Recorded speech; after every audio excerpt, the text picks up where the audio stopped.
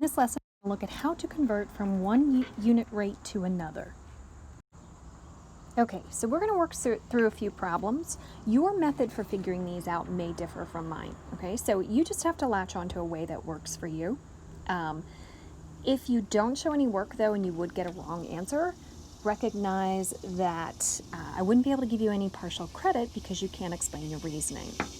All right, so this first one's a real-life scenario here. It says, our car's gas tank holds 18.6 gallons and is 1/4 full. Your car gets 16 miles per gallon, and you see a sign along the road saying, next gas 73 miles.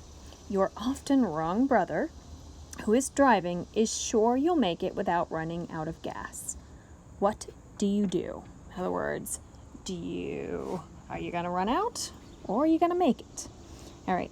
So here's what I know. When I see this, I scan my problem and I look for the rate. So the rate here is 16 miles per gallon.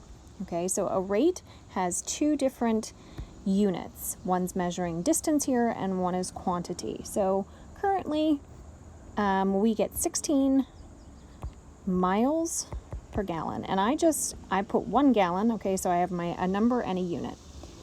And I want to know, okay, so my tank is 1/4 full. So here's what I'm going to do. I'm going to set up a proportion, okay? Because I want to know, well, how many miles can I go with my current gallons? So typically, if it were full, I'd have 18.6, but it's only 1/4 full. So I'm going to put a little 1/4 here. And since I don't know how many miles I'm going to get, I'm going to put a variable here. Once you have it set up like this, well, this is now easy. You know that if you just cross multiply with proportions, you're going to get it. So 1 times x is x, and throw in your calculator 16. I'll just write it out here, times 1/4 times 18.6, and your calculator can handle that. And I get 74.4 miles. So that's cutting it pretty close. Next gas is 73 miles, but if I really do get 16 miles per gallon, I will make it. I know personally that would make me a little uncomfortable though. Okay, I'm going to show you now a way known as dimensional analysis to figure out these problems.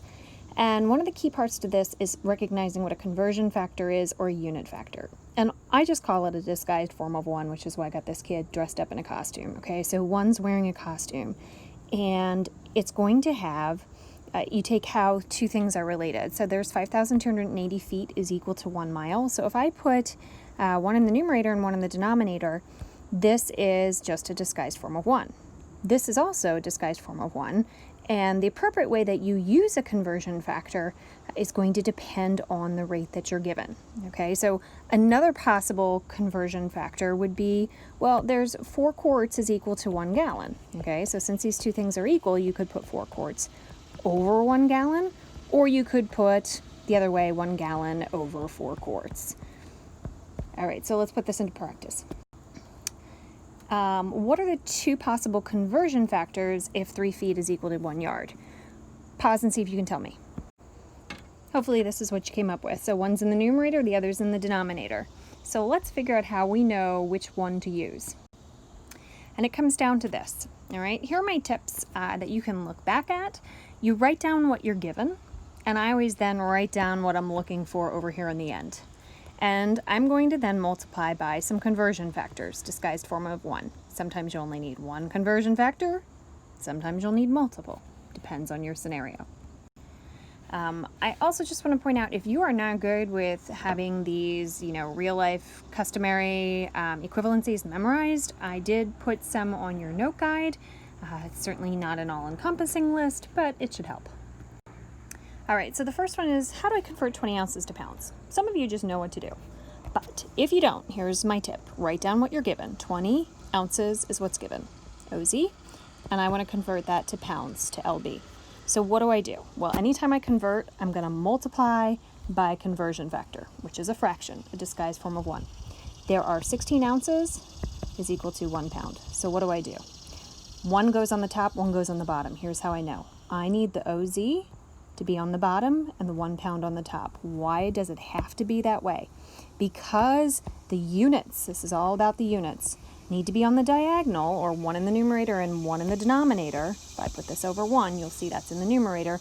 And now the ounces cancel, and I just multiply my fractions straight across. It's not a proportion. So it would be 20 pounds over 16. And the ounces was crossed out, so now you just grab your calculator and do 20 divided by 16. And you get 1.25 pounds. Okay, see if you can try this one. So maybe pause and try it, and then hit play. So I start by writing down my given information and then what I'm trying to change to. So anytime I change, I'm going to multiply by conversion factor. If you look at the big G graphic organizer, you'll see that there are 16 cups in 1 gallon. All right, so what do? I put 1 gallon on the bottom and 16 cups on the top. So this is a disguised form of 1. Now the gallons cancel, and I multiply my fractions straight across. So it would be 3.5 times 16, which is 56. I still have the cups remaining, and on the denominator I just have 1, so that's just 56 cups. Now I suspect that a lot of you may not have attempted those problems in that format. But these next ones, sometimes kids get confused. So this says you drive 45 miles per hour. What is your speed in feet per second? All right. So now we're changing miles to feet and hours to seconds. So there's multiple things to do. Again, you may have a different way of doing this, but I'm going to show you using dimensional analysis, which if you end up taking chemistry will be very helpful if you already know this.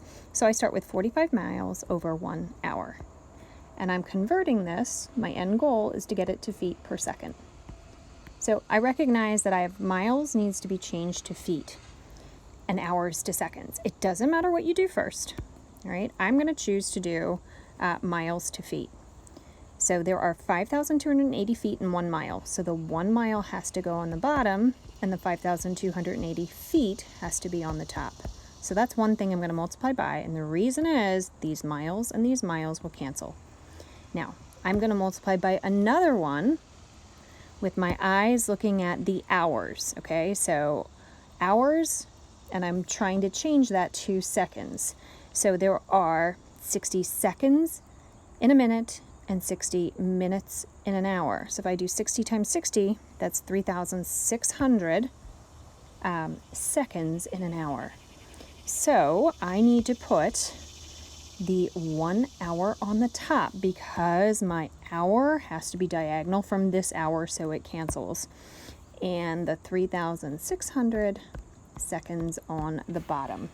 And by doing that, the hours and the hours cancel. So what does that leave me with? Well, you can see there's feet are the units in the numerator, and if I scan the denominator, it's seconds on the bottom. Pick up your calculator and multiply the 3 numbers in the numerator together and the 3 numbers in the denominator together, and you'll get 237,600 feet over 3,600 seconds. Now, if you're like me, I really have no sense of how fast that is. So I need to clean this up. I'm just going to take the numerator now, divided by the denominator. And when I do that, now this is something that I can visualize, 66 feet per 1 second, or 66. You'll see it also written as 66 feet / second. So think about that. That's fast. The tiles on the floor are often 1 foot by 1 foot. Your body, if you're in a car moving 45 miles an hour, is actually going 66 of those squares every single second. Now, I just want to show you one other quick way that maybe you would do this if you didn't recognize there's 3,600 seconds in an hour. So if you changed your miles to feet, the miles would cancel, okay? And then you're thinking, okay, so I know that there's 60 minutes in an hour. So you could do 1 hour on the top and 60 minutes on the bottom. So that would cancel the hours, and now you have it changed to minutes, but then you got to change minutes to seconds. So you put 1 minute on the top and 60 seconds on the bottom, and the minutes would cancel.